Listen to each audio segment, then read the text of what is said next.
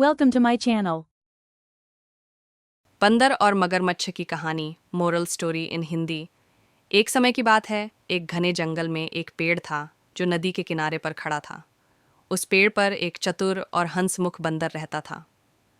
वह पेड़ पर उगने वाले मीठे मीठे फल खाकर खुश रहता था। एक दिन एक मगरमच्छ नदी में तैरते हुए वहां आया। वह बहुत थका और भूखा था। बंदर ने उसे देखा और बोला, हे मगरमच्छ, तुम बहुत थके लगते हो। आओ, मेरे पेड़ के कुछ फल खा लो। मगरमच्छ ने फल खाए और बहुत खुश हुआ। वह बंदर की उदारता से प्रभावित हुआ और दोनों अच्छे मित्र बन गए। अब मगरमच्छ रोज आता, फल खाता और दोनों खूब बातें करते। एक दिन मगरमच्छ ने घर जाकर अपनी पत्नी को बंदर के बारे में बताया और उसे भी फल लाकर खिलाए। मगरमच्छ की पत्नी को वे फल बहुत पसंद आए। धीरे धीरे उसकी लालच बढ़ने लगी। पत्नी ने मगरमच्छ से कहा, अगर ये फल इतने मीठे हैं तो सोचो उस बंदर का दिल कितना मीठा होगा। मुझे उसका दिल चाहिए।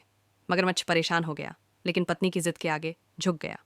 अगले दिन वह बंदर के पास गया और बोला, मित्र, मेरी पत्नी तुमसे मिलना चाहती है, चलो मेरे घर चलो।